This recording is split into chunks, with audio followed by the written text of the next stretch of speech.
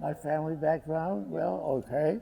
I grew up in Wakefield, Peacedale area, Kingston area of Rhode Island, and I had big family. I had 7 sisters, but I'm all right, really. And I had 3 or 4 brothers. I had 2 other brothers that were in the Navy with me. I was on a submarine, and Jack was on a destroyer, and Silvio was on an aircraft carrier. And we were all in the Pacific at the same time. Yeah, and unfortunately, my oldest brother, who had been in the Navy for 17 years, and he was on the aircraft carrier Wasp, and a kamikaze hit it, and he was killed. So we did lose 1 brother during a war. But other than that, we made it home safely.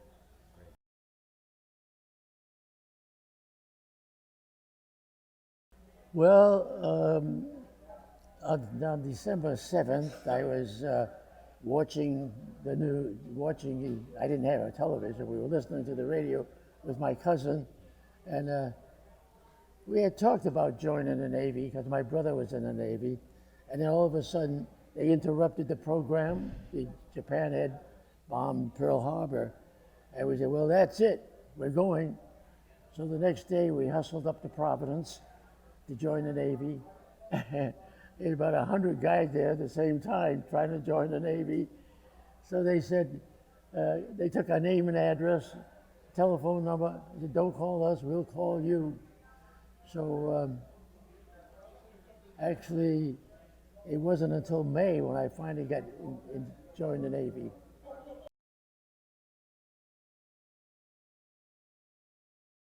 Well, I read the book of Jules Verne, 20,000 Leagues Under the Sea, and I had visited with my church group. We had visited Groton, and I had been aboard one of the boats, and I thought, I really like this. Maybe someday if I ever join the Navy, I'll probably want to go on a submarine.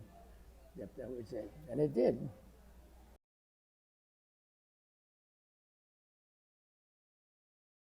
I went to electrical school first at the Iowa State College, and that was a lot of fun. Here were all those Navy guys walking around the cornfields. So after that, I came back, and they sent me out to Treasure Island, California, to wait to be assigned. And I kept saying, I want to go on a submarine. And they said, well, you can't do that until you get assigned, and then you can ask for it. So eventually, they assigned me to a little converted yacht that went out around Catalina Island. And I told the officer, they said I could ask for submarine duty when I got assigned, so I'm asking for submarine duty. So we went out and circled around Catalina Island and so forth, and when we came back in, he said, you sure you want to go on a submarine? I said, yep. Take this up to the base, have a physical. And the next day, I was heading back to Groton, to submarine school. And I had submarine school, and then back across country, and out to Pearl Harbor. And then from Pearl Harbor, they sent us out to Midway. And while I was on Midway, the submarines come in to refuel, and we would go down and visit the submarines. And finally, I got assigned to the Spearfish, and I spent the rest of the time on the Spearfish.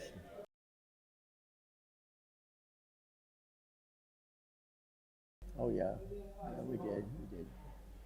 We were attacked. We got plenty of depth charges, but we survived.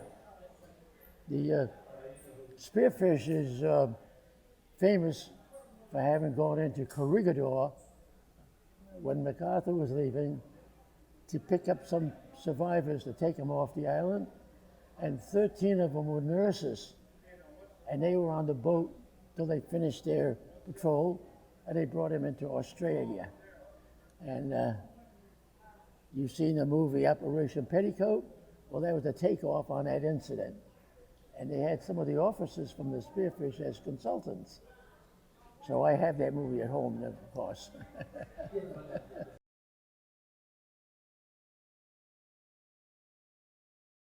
Well, I think it's probably one of the best things that ever happened to me.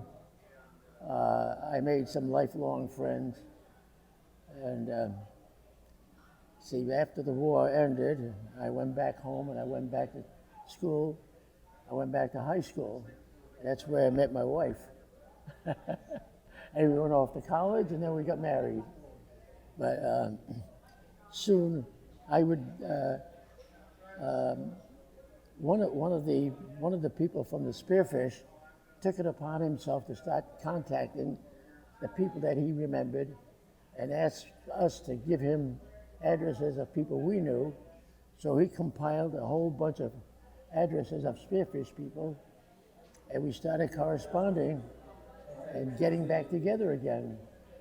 And a few years later, after we were married, I was a school teacher, so the summer we were going to drive across country. And we were going to drive across country, and I said to Betty, good, we'll go see this guy and this guy here and this guy. She said, I don't know those people. I said, well, don't worry about it, you will. And so we did. We stopped and we saw him, had maybe a half a dozen guys across country. And after that, she said, there's no problem. They're just wonderful people, all these submariners.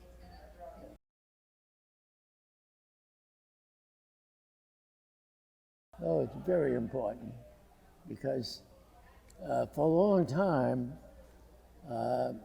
I never went to conventions and every once in a while I would wonder,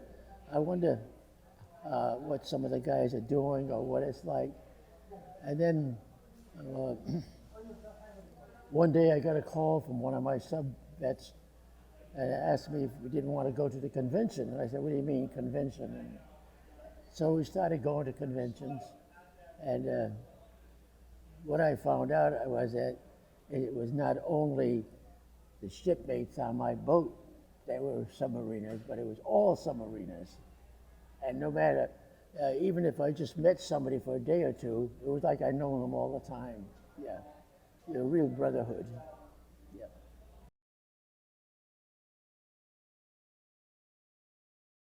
Well,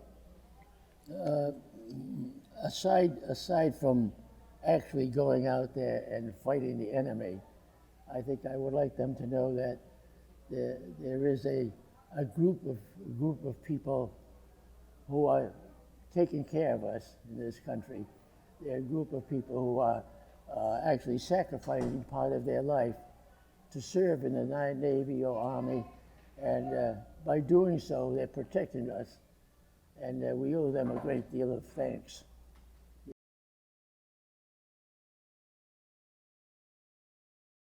No, only thing I would add is that I'm glad that somebody takes responsibility for holding these reunions and keeping us together, and we keep meeting new people, and they'll meet new people, and hopefully people who are in the service will get some satisfaction of knowing that people who have retired from the service still are thankful to them. And I don't know.